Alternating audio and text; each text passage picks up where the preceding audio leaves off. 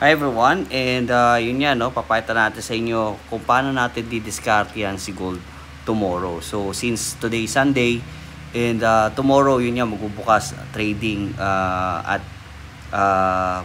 Monday morning, no, 6 a.m.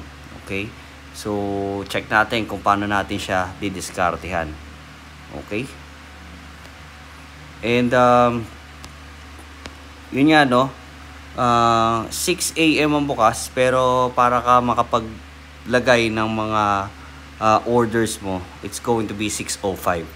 Alright, so I think that's for all brokers naman. So if you don't have any broker yet, yun, nandyan lang yung link niyan sa may description box below or sa may bio natin, no? So yun, technically ginagawa natin is tumitingin tayo sa higher time frame, no? Yung time frame natin is 1 day. Ayan, so kada candlestick na yan is 1 day. Then we go 4 hours, then yun nga, pababa ng pababa yan until bumaba tayo sa teka, okay, hanggang sa bumaba tayo sa 5 minutes, which is ang ating execution level. So wag nyo na lang pansinin, no, yung hindi natin na-close na trade. Yung demo lang naman yan, no? So ginamit kasi natin no, na previous video. So yun nga, let's go with the 4-hour time frame. So that's our time frame, no, when we are doing analysis. So technically, from the high, yan, so sinasabi natin bullish gold. Okay, yun nga, no, check natin, no. Ayan. So technically bullish naman talaga si gold kasi makikita natin from here, ayan, nag-bounce talaga siya dyan, no. And napakalaking bounce niyan from 3.1 to 3.3 in just a week. So bira mangyari yan, no. So ang titingnan natin dito is we can either sell here, pero syempre meron tayong stop loss dito around here. Okay, so pag ito na break niya, ayan, so pag ito na break niya, ayan, so magtutuloy na yan, no. So ibig sabihin yung channel na yan may invalidate niya, pero wag kayong umentry agad, no. So let's wait for a retest. So again, always wait for a retest. Ayan, so bababa yan. Hindi man yan eksaktong-eksakto dyan sa linya na yan, pero you can somehow check, no, kung saan kayo pwede mag-entry. So kapag nabasag niyang linya na yan, we can go for a long position. So again, wag muna tayong agad-agad papasok. And with the news fundamental background, it's going to be bullish, no, kasi again, marami na namang geopolitical conflict, and si Trump kung ano na naman ang ginawa, no, over the weekend. So yun, nag-impose siya ng tariff with European Union kasi they're not getting a good deal with them. So yun, lalagyan niya na lang ng tariff.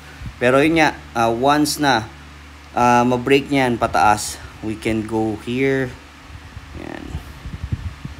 Yan. Ganyan ang magiging sequence natin dyan, no? Okay?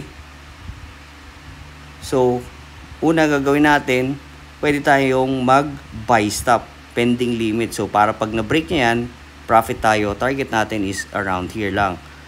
Yan. So, we are at 3357, no?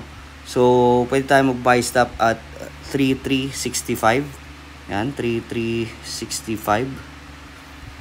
And then, targetin natin is 34. Okay? 3375, then pwedeng 34. Okay? Pero ito, nearest resistance is around 3450 rin. Pwede rin natin targetin yan sa buy stop, no? Pero yun nga, we need to if na-miss niya yung breakout na yan, hindi kayo nakapag pending order, you can wait for retest, and then entry tayo ulit dito sa 3357 or sa 3375 yan probably. And then all the way pataas yan. So again, pag umentry tayo sa 3375 na retest or 3350, we can look for target at 34 and itong 3450. Alright? So pero pag yan nag-fail, okay, so again, hindi tayo sigurado sa news,